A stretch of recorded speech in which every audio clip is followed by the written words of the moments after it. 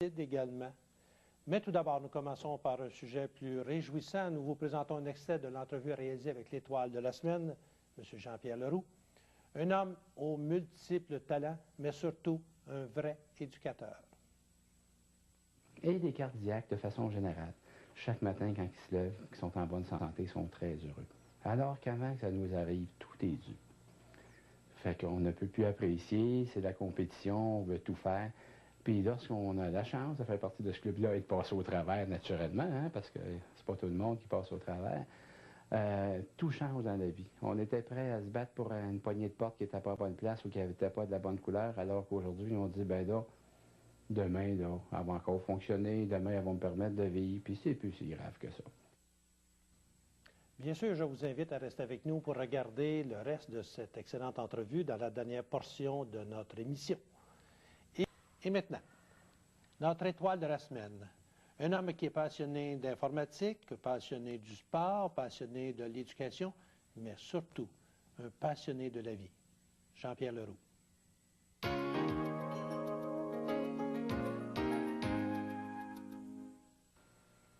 Bonjour, M. Leroux. Bonjour, Leroux. Vous avez une formation comme enseignant, mais vous n'avez jamais enseigné. Par contre, vous avez œuvré longtemps dans le domaine scolaire vers les personnes qu'on appelle différentes, soit avec des handicaps physiques ou des déficiences intellectuelles et même les surdoués. Comment c'est arrivé, ça? Ah, pamplemousse, ça a commencé. J'ai enseigné, mais uniquement à l'université et au niveau collégial, sauf qu'au niveau scolaire, j'ai à peine terminé mon bac le vendredi et dès le lundi suivant, je travaillais à la commission scolaire au niveau de l'adaptation scolaire. Mon bac a été fait au niveau de l'adaptation scolaire parce que j'y avais un intérêt depuis, mon Seigneur, fort longtemps. Depuis l'âge de 15 ans, je travaillais en psychiatrie à Montréal pendant l'été. Alors, c'est ce qui m'a amené vers l'adaptation scolaire. Et l'intérêt des enfants qui sont différents. J'ai toujours eu beaucoup de difficultés avec ceux qui sont comme tout le monde, qui sont normaux, comme on dit, qu'il n'y a pas de problème avec, même dans mon travail présentement. Et toujours été attiré par les différents, qu'ils soient en difficulté intellectuelle, en difficulté physique ou nettement supérieurs à la moyenne aussi. C'est des gens aussi qu'on laisse aller assez souvent. Qu'est-ce qui fait que vous avez un intérêt chez ces gens-là et qu'est-ce que vous aimez chez eux? Le défi et la façon de s'accomplir, parce que moi, ce qui m'intéresse, même au niveau du sport que je m'occupe beaucoup, ce n'est pas la compétition puis de gagner, mais bien d'être capable de se dépasser soi-même. Et rien de plus beau que de mettre un enfant qui est en difficulté et lui faire découvrir quelles sont ses possibilités, puis qu'est-ce qu'il peut faire avec ça. Vous êtes aussi membre du Club des cardiaques depuis 13 ans. Et il y a 6 ans, il est arrivé pour vous un événement important que vous avez même qualifié de cadeau de Noël. Pouvez-vous nous en parler un peu? Oui, il y a 6 ans, j'ai eu la magnifique chance d'aller voir mon médecin à Montréal qui m'annonçait qu'il me restait un maximum de 2 mois à vivre, que je n'étais pas opérable. Puis là, ben, je lui ai dit, ben merci, je vais aller en profiter. Là, il est resté très surpris. Il m'a dit, êtes-vous bien sûr là, de ce que je viens de vous dire? Là? Il dit, avez-vous bien compris? J'ai dit, oui, il me reste 2 mois. J'ai dit, j'ai décidé de ne pas broyer pendant 2 mois, fait que je vais aller m'amuser. Je suis allé m'amuser.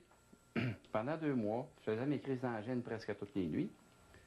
Et pendant que je faisais ma crise d'angine, j'allais sur informatique. Mais là, ma femme se réveillait en même temps que moi. Hein? Tu comprends qu'on profite des derniers instants qu'on a.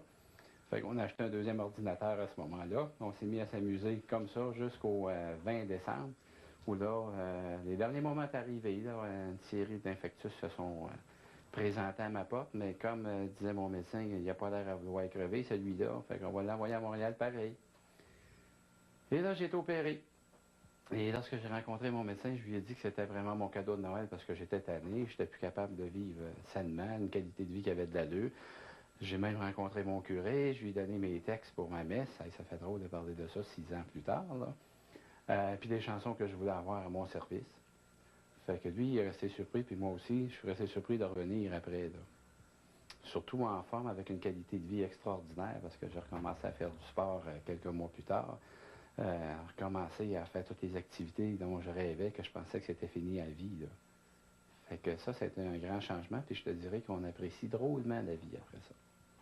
Mais après l'expérience que vous avez vécue, justement, À quelqu'un qui vous annonce qu'il a des problèmes cardiaques, c'est quoi votre philosophie de vie? Ah, mon Dieu Seigneur, comme je sais un peu vers où on passe, les premières qu'on fait, on est insécure, notre vie vient de changer, tout vient d'être bouleversé. Ma sœur, elle l'a vécu dernièrement. Et lorsque je suis arrivé au centre de cardiologie, je lui ai dit, ben, t'es chanceuse, bienvenue dans notre club des cardiaques. Les gens qui sont heureux parce qu'enfin, ils commencent à comprendre des choses. Mais je te dirais, je suis pas arrivé au bon moment parce que c'était pas sa réaction. Alors là, je lui ai demandé, coudonc, la journée du jour de l'an, là, quand tu t'es levé, là, qu'est-ce qui s'est passé? Ben, elle dit, je filais pas bien, j'avais la grippe, mal à la tête, le party du jour de l'an, ta.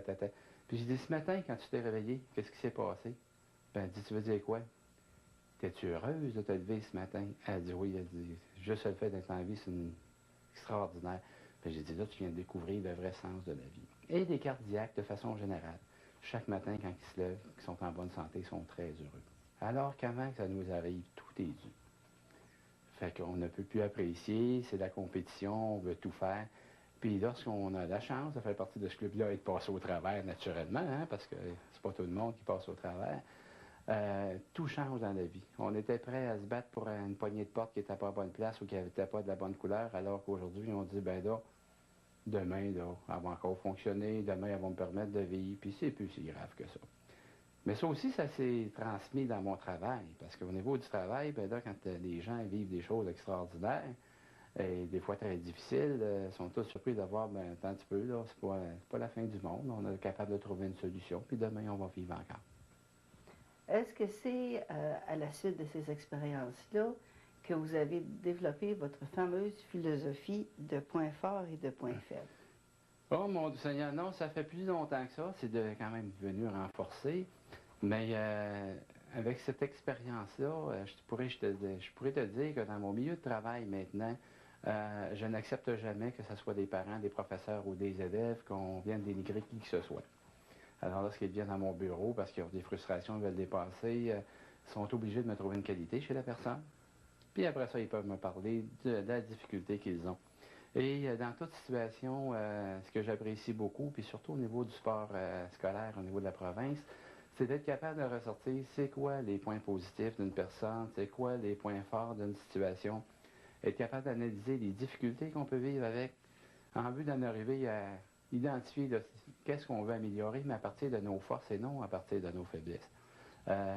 Changer des caractères puis exploiter des faiblesses, c'est très difficile, mais qu'est-ce qu'on veut améliorer, mais à partir de nos forces et non à partir de nos faiblesses.